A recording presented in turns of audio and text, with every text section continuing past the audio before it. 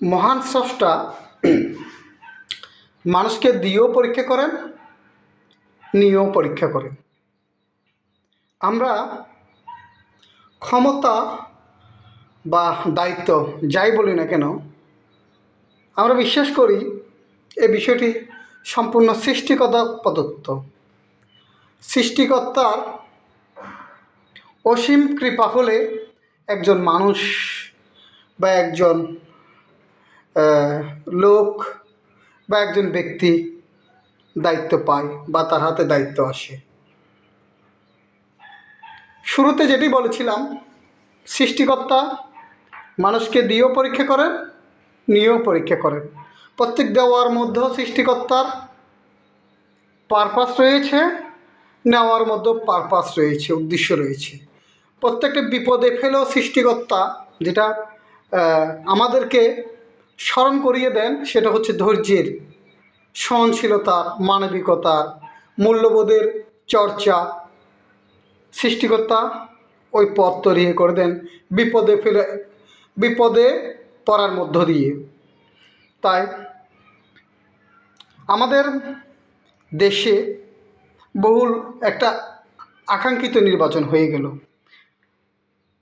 একটা বিষয় ভাবতে অবাক লাগলেও আবার সেই সাথে এটি একটি বার্তা দেয়।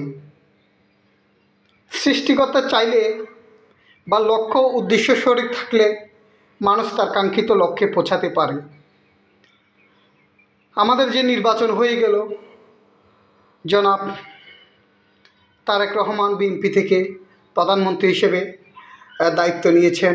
তিনি সারা দেশে ব্যাপক যে পরিকল্পনা নিয়েছেন এবং ওনার যে চিন্তা চেতনা কার্যক্রম সাধারণ মানুষের মাঝে অত্যন্ত আশা জাগাচ্ছে। আশা রাখি উনি ওনার নেতৃত্বে এ দেশটি আবার ফুলে ফলে পরিপূর্ণ হয়ে উঠবে। আবার এ দেশের মানুষ শান্তি সম্প্রীতির সাথে দিন যাপন করবে। আমরা বিশ্বাস করি বা আমি বিশ্বাস করি আমাদের দেশ এ বাংলাদেশ অনেক কষ্টে অর্জিত, অনেক ত্যাগের বিনিময়ে, অনেক প্রাণের বিনিময়ে রক্তে কেনা আমাদের এই দেশ। এ দেশের যে বৈচিত্র্যতা, এ দেশের যে প্রেক্ষাপট সব অন্যান্য দেশ থেকে সম্পূর্ণ আলাদা।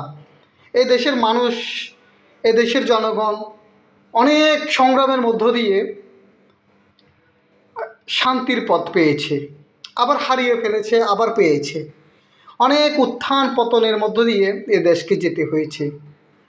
তার মধ্যে 24-এর পরবর্তীতেও সারা দেশে অনেক বিশৃঙ্খলা ছিল, অনেক অশান্তি, অনেক অনেক নানা সমস্যার মধ্য দিয়ে দেশ এখন নির্বাচন প্রেক্ষাপটের মধ্য দিয়ে আবার শান্ত হয়েছে। আশা রাখি যিনি দায়িত্ব গ্রহণ করেছেন ওনার নেতৃত্বে এদেশে গণতান্ত্রিক চর্চা, মানুষের মূল্যবোধের চর্চা, মানুষের সত্তার চর্চা, মানুষ যাতে তার প্রকাশ করতে পারে ও ধরনের একটা উন্মুক্ত পরিবেশ আশা করি তৈরি হবে।